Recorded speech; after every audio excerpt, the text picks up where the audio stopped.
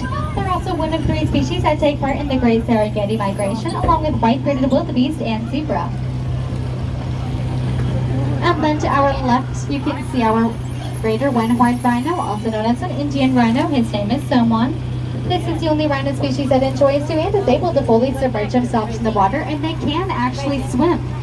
They have a prehensile upper lip and helps them to grasp onto the leaves, making it easier for them to eat.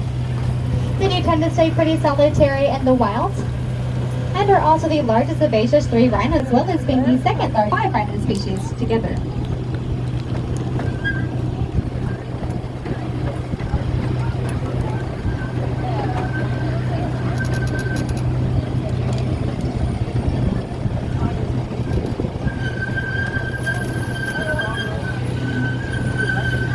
Coming up on our lower left-hand side, if you look very closely in the water, you may be able to spot our pygmy hippos.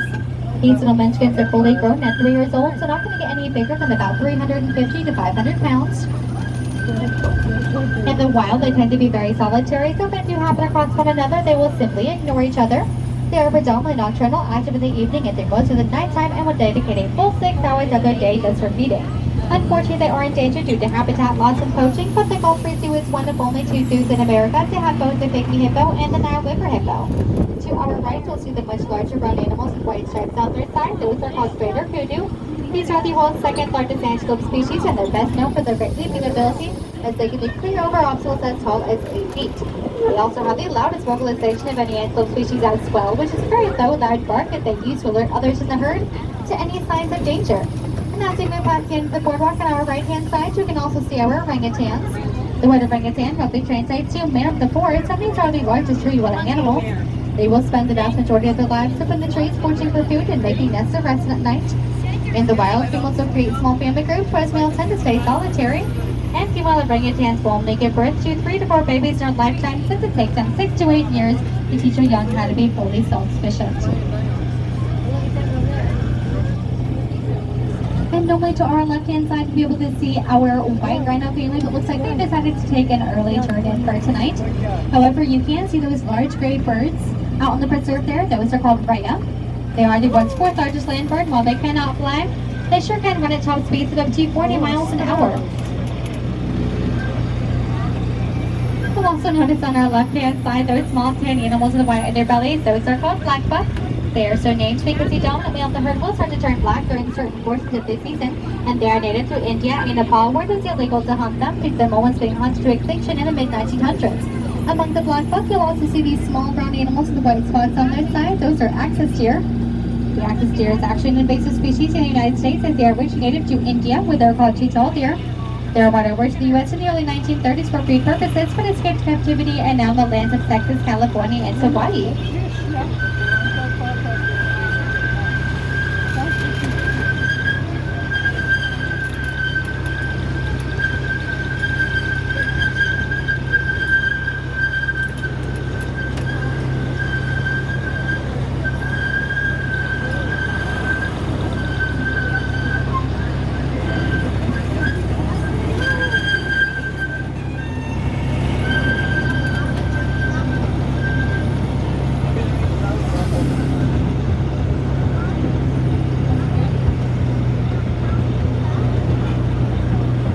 Up on the island, our right-hand side, if you look closely on the platforms, you can see our ring-tailed lemurs, named for the exactly 13 rings on their tails. They're native to the island of Madagascar off the coast of Africa, and there are over 100 species and subspecies of lemur. To our left, you'll also see our Nile River hippos. We have male Kokoku and female Cleopatra. Despite spending the majority of their time under the water due to the sensitivity of their skin, hippos actually do not swim. They will walk around along the bottom of their water source in order to get to where they need to go, and they can hold their breath for up to 5 minutes at a time. They secrete an oil under their skin that acts like a form of sunscreen and antibiotic that is called blood sweat. Hippos are also more closely related to the whale than any other species on the planet, and their tusks are made out of ivory, similarly to elephants' tusks. They're also fully capable of falling asleep under the water. However, their bodies will instinctively wake them up whenever it's time to take a breath of fresh air.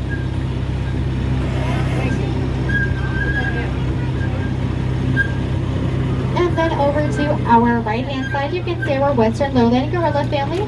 You have silverback babuka right along the shoreline, female Rwanda behind the hammock, and their 10-year-old son Kigali underneath the underneath the platform to the left there. The western lowland gorilla is the smallest subspecies of gorilla, and they inhabit some of the most dense and remote rainforests in Africa. Despite what they're portrayed in Hollywood, gorillas are very calm, peaceful animals. However, if they are going to make an aggressive display, they will beat their chest with an open palm. And so the codes face the calmness in the movies. Similarly to humans, gorillas have unique fingerprints, and they also have unique nose prints. And contrary to popular belief, the term silverback does not refer to a specific species, dominance, or gender of gorilla. It is simply a sign of age. So Babuku, who is 30 years old, is a silverbacked male, whereas his much younger son Kigali hasn't quite reached that threshold yet, so he's still known as a younger black-backed male.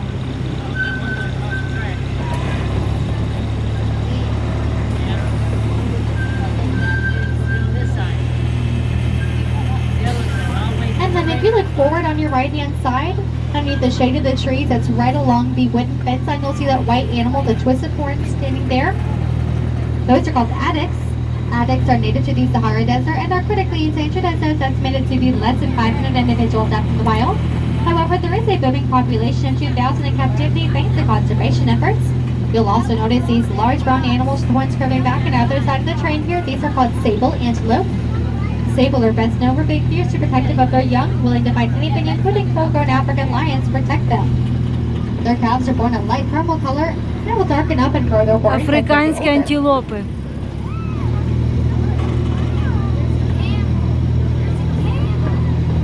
And as we enter the preserve here on our right-hand side, you can see our dromedary camels. The term dromedary just means that these camels only have one hump instead of two, and the dromedary camel makes up 90% of the world's camel population. Contrary to popular belief, that hump is not meant to store water. It's actually a fat reserve capable of storing up to 80 pounds of fat. Camels are also not born with their humps. They will develop those after they eat their very first solid food. They can also go long distances without needing to drink, but once they do come across a water source, they can guzzle up to 30 gallons of water in one sitting. Fossil records also indicate that the species of camel actually originated in North America before crossing a land bridge and spreading over parts of Asia and the Middle East to evolve into the camel that we recognize today. The prehistoric North American camel, otherwise known as camelops, was a little bit bigger than the camels that we have here, standing at a height of 7 feet at the shoulder.